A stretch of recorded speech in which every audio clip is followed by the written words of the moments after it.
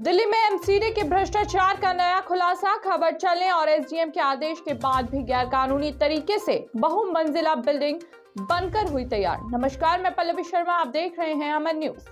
आपको बता दें कि अमन न्यूज लगातार अवैध निर्माण करने और गैर कानूनी कार्य करने वालों का खुलासा कर जनता और सरकार को अवगत कराता आ रहा है। ऐसा ही एक मामला दिल्ली ओखला विधानसभा के ठोकर नंबर 3 खसरा नंबर 220 अबुल फजल थाना शाहीन बाग का सामने आया था, जहां पर अवैध निर्माण जोरों पर किया जा रहा था।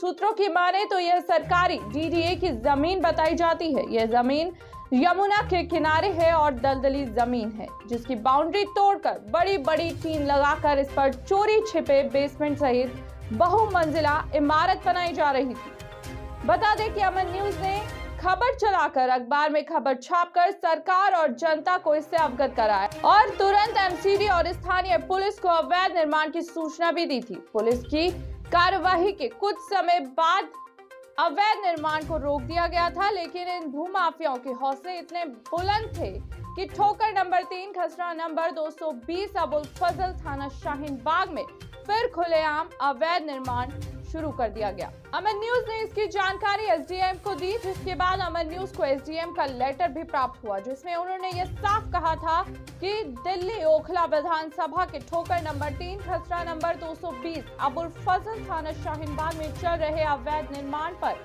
वे जल्द एक्शन लिया जाएगा।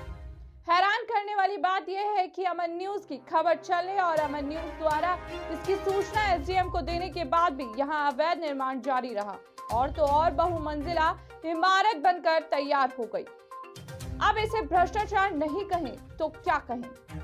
आखिर इस इमारत को बनाने की परमिशन किसने दी? आपको बता दें कि जेसीबी द्वारा बड़े बड़े गड्ढे खोदकर बिना फायर ब्रिगेड की परमिशन, बिना कोई एमसीडी की एनओसी, ना ही किसी डिपार्टमेंट की परमिशन और घटिया मटेरियल, बिना किसी नक्शे प्लान के यह बहुमंजिला इमारत बनाई गई है। ऐसे में यह सवाल उठता है कि क्या एमसीडी और पुलिस प्रशासन की मदद से ही भूमाफियाओं द्वारा इस बिल्डिंग को तैयार किया गया है और दिल्ली में ऐसी और कितनी इमारतें बनाई जा रही हैं। साथ ही यह गैर कानूनी इमारत यमुना के किनारे होने के कारण दलदली जमीन पर बनाई गई है, जिसके चलते कभी भी बिल्डिंग ढह सकती है और लाखों लोगों की जान को खतरा हो सकता है। लेकिन वही सरकार और सरकारी विभाग आंखें खोलकर सोए हुए हैं। अमन न्यूज लगातार इनको अवगत करा रहा है, लेकिन इन पर कोई असर नहीं हो रहा।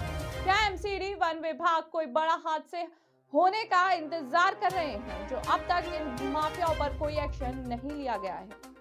आपको यह भी बता दें कि सरकारी दस्तावेजों के मुताबिक इस बिल्डिंग को सील बताया गया है। अब देखना यह होगा कि एमसीडी इन लोगों पर कब तक कार्यवाही करती है या फिर यूं ही अवैध निर्माणकर्ता और भूमाफियाओं के हौसले बुलंद करने में एमसीडी और स्थानीय पुलिस सहायक बनी रहेगी। आपको यह भी बता दें कि यदि इस पर कोई कार्यवाही नहीं होती तो अमन न्यूज जल्द ही उच्च न्यायालय में भी इसकी शिकायत करेगा। फिलहाल के लिए इतना ही। देश और दुनिया की तमाम बड़ी खबरों से जुड़े रहने के लिए आप देखते रहिए अमन न्यूज।